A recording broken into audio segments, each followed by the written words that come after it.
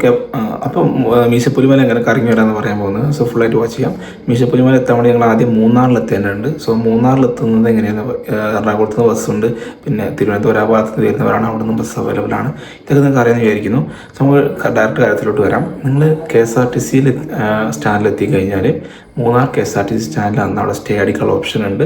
ബസ്സിൽ dormitory available ആണ്. 220 രൂപ പെർ ഹെഡ് വരുന്നുള്ളൂ. സോ അതൊരു ബെറ്റർ ഓപ്ഷനാണ്, ചീപ്പസ്റ്റ് ഓപ്ഷനാണ്. സോ അന്ന് അവിടെ രാത്രി സ്റ്റേ അടിച്ചതിന് ശേഷം നിങ്ങൾ എന്ത് ചെയ്യാം, ഒരു മോർണിംഗ് ഒരു ടൈമൊക്കെ ഒരു 5 o'clock, ഒരു 3-4 o'clock ഒക്കെ ആകുമ്പോൾ എണീറ്റിട്ട് പിന്നെ എന്ത് ചെയ്യാം, നേരെ ബേസ് ക്യാമ്പിലോട്ട് പോവുക. സോ ബേസ് ക്യാമ്പ് എന്ന് പറയുന്നത് നമ്മുടെ ട്രക്കിങ്ങിൻ്റെ ബേസ് ക്യാമ്പ്. ഓക്കെ, അപ്പോൾ അവിടേക്ക് എത്താൻ വേണ്ടി നിങ്ങൾക്ക് ജീപ്പ് അവൈലബിൾ ആണ്. സോ ജീപ്പിൻ്റെ അവിടെ കോൺടാക്ട് ചെയ്യുക. ചിലപ്പോൾ നമ്പേഴ്സൊക്കെ അവിടെ ഉണ്ട്. അപ്പോൾ എനിക്കറിയുന്ന ഒരു നമ്പർ അവിടെ കൊടുക്കാം. നിങ്ങൾ അതിൻ്റെ ഡീറ്റെയിൽസ് ഒക്കെ ജസ്റ്റ് ഒന്ന് ചോദിച്ചു നോക്കിയാൽ മതിട്ടോ. അപ്പോൾ ഇവിടുന്ന് 25 നിന്ന് 25 കിലോമീറ്റർ ഉണ്ട് നിങ്ങൾക്ക് ബേസ് ക്യാമ്പിലോട്ട് എത്താനും. സോ അതുവരെ പോവാം.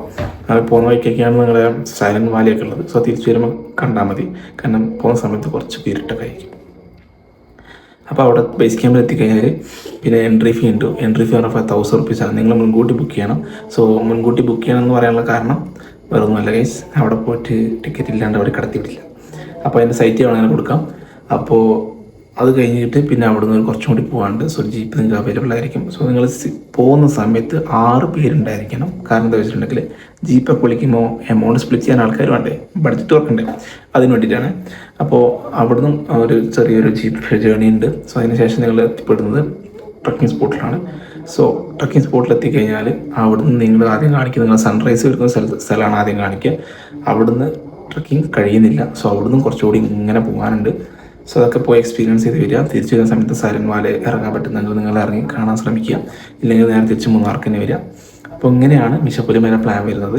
സോ കേസ് അതിൽ വേറെ എന്തെങ്കിലും നിങ്ങളുടെ ആഡ് ചെയ്യണമെങ്കിൽ നിങ്ങളുടെ പേഴ്സണൽ കസ്റ്റമൈസിലൂടെ നിങ്ങളത് ചെയ്യാവുന്നതാണ്. സോ ഞാൻ ഒരു GP നമ്പർ താഴെ കൊടുക്കുന്നുണ്ട്. നിങ്ങൾക്ക് യൂസ്ഫുൾ ആയാലും വിളിച്ച് ഡീറ്റെയിൽസും ഞാൻ ചോദിക്കാവുന്നതാണ്. ബെസ്റ്റ് ആഡ് ഓപ്ഷൻ ഞാൻ പറഞ്ഞു. സോ ഇങ്ങനെ ഫുള്ളായിട്ട് പോയി വരിക.